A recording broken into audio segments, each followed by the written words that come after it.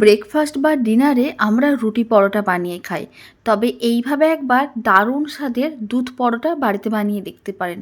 এত নরম তুলতুলে হয় আর স্বাদ এত বেশি হয়, একবার বানিয়ে খেলে মনে হবে রোজ বানিয়ে খাই। প্রথমে নিতে হবে একটা বড় সাইজের পাত্র। আমি এখানে ময়দা দিয়ে বানাচ্ছি, আপনারা চাইলে আটা দিয়েও বানাতে পারেন। এখানে আমি মেজারিং কাপের 3 কাপের মতন ময়দা নিয়েছি, প্রায় 500 গ্রামের মতন ময়দা আছে। অল্প করে একটু লবণ দিলাম আর আমি দিয়ে দিচ্ছি চিনি। অল্প একটু চিনি দিয়েছি 1 চামচের মতন। বেশ কিছুটা পরিমাণে সাদা তেল দিতে হবে। সাদা তেলের জায়গায় আপনারা চাইলে ঘিও দিতে পারেন। সমস্ত কিছু খুব ভালো করে মিশিয়ে ময়দায় খুব ভালো করে ময়াম দিতে হবে। প্রায় 2 মিনিট এইভাবে ময়দায় খুব ভালো করে ময়াম দিয়েছিলাম।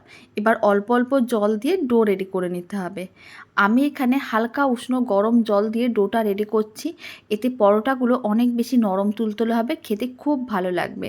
আর একসঙ্গে অনেকটা জল দেওয়া যাবে না। রুটি বা পরোটা করার জন্য যেরকমই ডো বানাই, ডোটা ঠিক আমি সেরকম করেই বানিয়ে নিয়েছিলাম। এবার এরকমই ডোটার থেকে লেচি কেটে নিতে হবে। লেচিগুলোকে ছোট বা বড় করে বানাতে পারেন। আমি এখানে মিডিয়াম সাইজের লেচি কেটে নিয়েছিলাম। তারপর শুকনো ময়দা ছড়িয়ে এইভাবে লেচিটাকে গোল করে প্রেস করে চ্যাপটা করে নিতে হবে। তারপরে ভালো করে বেলে নিতে হবে। এরকম একটা রুটির মতন করে বেলে নিয়েছিলাম। অল্প করে একটু তেল ব্রাশ করে নিলাম। তেল ব্রাশ করে নেওয়ার পরে অল্প করে শুকনো ময়দা ছড়িয়ে দিতে হবে। খুব ভালো করে ময়দা ছড়ানো হয়ে গেছে। এবার দিয়ে দিতে হবে গুঁড়ো দুধ।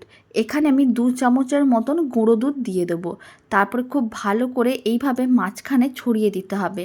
আর ভালো করে পরোটাটাকে ফোল্ড করতে হবে যাতে গুঁড়ো দুধ বাইরে না বেরিয়ে যায়। ঠিক এইভাবে মানে মোগলাই পরোটার মতন করে ফোল্ড করতে হবে। এতে গুঁড়ো দুধটা ভেতরে থাকবে পরোটার ভেতরে। দেখতে যেমন ভালো লাগবে, খেতে ঠিক ততটাই ভালো লাগবে। এরকমই চৌকো করে পরোটাগুলো রেডি করে নিলে তাহলে গুঁড়ো দুধটা আর বাইরে বেরিয়ে আসবে না। তারপরে হাত দিয়ে একটু প্রেস করে চ্যাপটা করে নিতে হবে। আর অল্প শুকনো ময়দা ছড়িয়ে তারপরে কিন্তু পরোটাগুলোকে বেলে নিতে হবে। আর একইভাবে সমস্ত পরোটাগুলো রেডি করতে হবে। আর মাঝখানে অল্প করে গুঁড়ো দুধ দিয়ে দিতে হবে, তাহলে গুঁড়ো দুধটা ভেতরে ছড়িয়ে যাবে। আপনারা দেখুন, দেখেই বোঝা যাচ্ছে গুঁড়ো দুধটা কত সুন্দরভাবে ছড়িয়ে গেছে। যখন পরোটাটা বেলা হয়ে যাবে, একটা তাওয়াকে গ্যাসের ওভেনের ওপরে বসিয়ে গরম করে নিতে হবে।